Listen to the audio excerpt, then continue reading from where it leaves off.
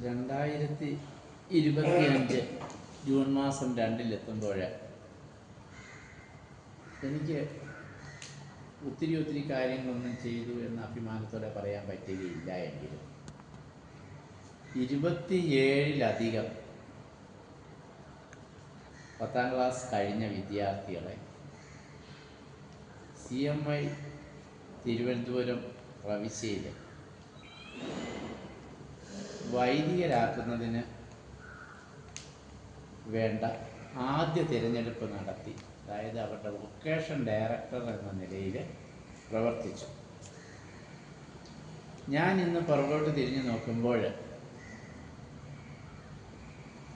അവരുടെ ആ തിരഞ്ഞെടുപ്പ് CMI സഭയ്ക്ക് മാത്രമല്ല, സാർവത്രിക കത്തോലിക്ക സഭയ്ക്ക് ഈടുറ്റ സംഭാവനകൾ നൽകും എന്നത് സത്യമാണ്. അത് ദൈവനിശ്ചയവുമാണ്.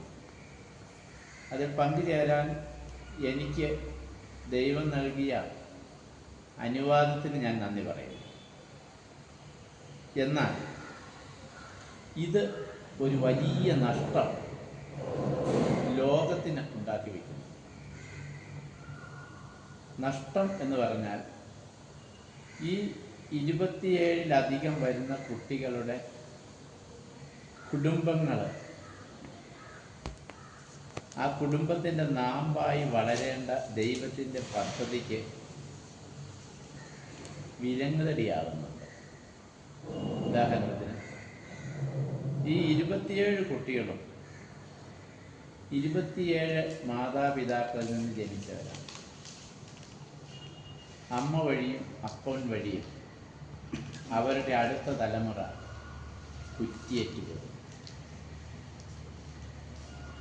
ഇത് ശരിയായ ഒരു നിലപാട് അല്ല. കത്തോലിക്ക സഭയിലെ ഒരു വ്യക്തി പോലും ഒരു കാരണവശാലും വിവാഹം കഴിക്കാതെ ജീവിക്കാൻ പാടില്ല. എന്നാൽ കത്തോലിക്ക സഭയിലെ ഇപ്പോൾ നിലവിലിരിക്കുന്ന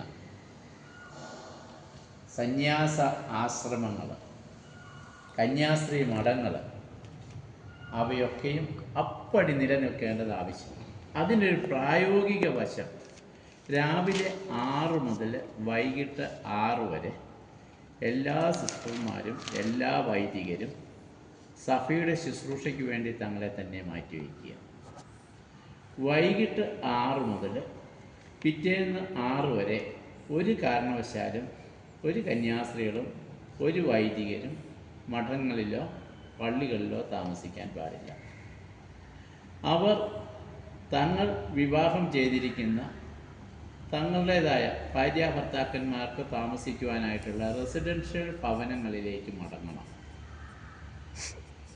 ഈ രീതിയിൽ മുന്നോട്ട് പോകുന്നതിന് ഇപ്പോൾ പലരും പരിഹസിച്ചു എന്ന് വരും. പക്ഷേ അത് നടപ്പാകാതെ ഈ ലോകം മുന്നോട്ട് പോകാൻ ദൈവം അനുവദിക്കില്ല.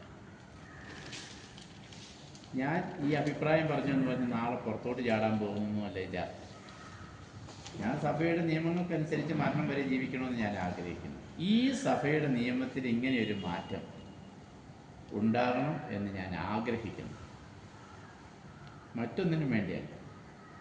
അടുത്ത തലമുറയിൽ നമ്മുടെ മക്കൾ ഈ പ്രപഞ്ചത്തിൽ ജീവിക്കേണ്ടത് നമ്മുടെ മാത്രം ആവശ്യമല്ല, സർവരുടെയും ആവശ്യമാണ്. ഓരോ വ്യക്തിയും സൃഷ്ടിക്കപ്പെട്ടത് അവൻ്റെ പിന്തുടർച്ച ഈ പ്രപഞ്ചത്തിൽ നിലനിൽക്കാൻ വേണ്ടിയാണ്. പക്ഷെ ഇതുവരെ ചെയ്തവരാരും മണ്ടത്തിലല്ല ചെയ്തത്. സഭ ഇത്രത്തോളം വളരുവാനും സഭ ഇത്രത്തോളം ശ്രേഷ്ഠതയിൽ എത്തിച്ചേരുവാനും വിശുദ്ധാത്മാക്കളുടെ ഒരു പരമ്പര സഭയിൽ ഉണ്ടാകുവാനുമൊക്കെ ഈ ബ്രഹ്മചര്യ ജീവിതവും ഈ കന്യാസ്ത്രീ ജീവിതവും ഈ വൈദിക ജീവിതവും ഈ സന്യാസി ജീവിതവും ഒക്കെ സഹായകമായിട്ടുണ്ട്. അവരെ ആദരവോടെ ബഹുമാനത്തോടെ ഓർമ്മയിൽ സൂക്ഷിക്കുക. വരും തലമുറയിൽ ഒരാൾ പോലും വിവാഹം കഴിക്കാതെ കന്യാസ്ത്രീ എന്നോ വൈദികനെന്നോ ഉള്ള അപദാനത്തിൽ തുടരുവാൻ പാടില്ല. ഈ അഭിപ്രായം പൊതുജന സമക്ഷം ഞാൻ സമർപ്പിക്കുന്നു. എല്ലാവർക്കും നന്ദി.